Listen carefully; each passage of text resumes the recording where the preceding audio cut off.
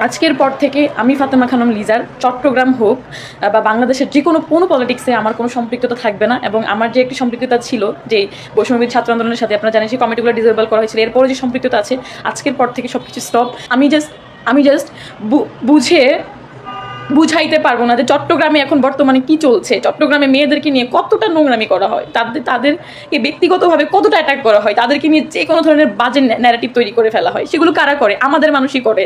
যেই ভাই ব্রাদারদের সাথে আমরা একসাথে উঠি বসি, যাদের সাথে আমরা পথ চলার সাহস করি, যেই ভাইদেরকে আমরা যেই ভাইদের সামনে আমরা বুলেটকে গ্রহণ করে আমরা যাদের জীবন বাঁচিয়েছি, সেই ভাইয়েরাই আজকে আমি বলতে চাই যে চট্টগ্রামে যারা নেতৃত্ব দিয়েছিলেন, খানতালাত মাহমুদ রাফি, রাসেল আহমেদ, চট্টগ্রামে আরও যারা নেতৃত্ব দিয়েছিলেন, রিজাউর রহমান, আরও যারা আছেন, আরও অনেকেই আছেন যারা আজ অবধি তারা কতটুকু সোশ্যাল মিডিয়া আপনাদের যে স্ট্যান্ডগুলো নেওয়া উচিত ছিল মেয়েদের হয়ে, সেই স্ট্যান্ডগুলো আপনারা নিতে পারেন এখন অবধি।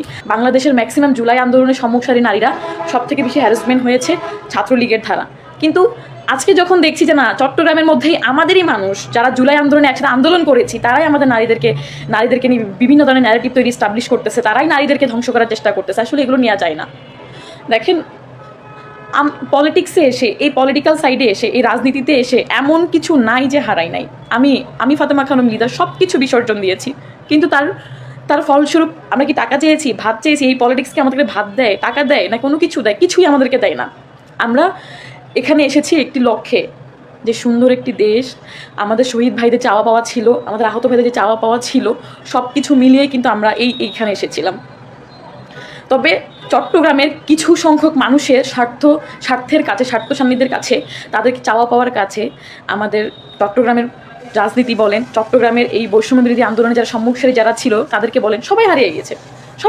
এখন বলতে গেলে কেউই নেই তেমন একটা। আমি আপনাদের রিকোয়েস্ট করতেছি, আপনারা যারা বড় ভাইরা আছেন, যারা নেতৃত্ব দিতেছেন, আপনারা তারা থামান। আপনি এনসিপি করেন, আপনি বাকছাস করেন, আপনি বৈষম্য বিরোধী করেন, আপনি সমন্বয়, আপনি কি হ্যান ত্যান, ইট ডাজেন্ট ম্যাটার, বাট আপনারা অ্যাটলিস্ট মেয়েদেরকে সম্মান করেন, মেয়েদেরকে সম্মান দিতে শিখেন।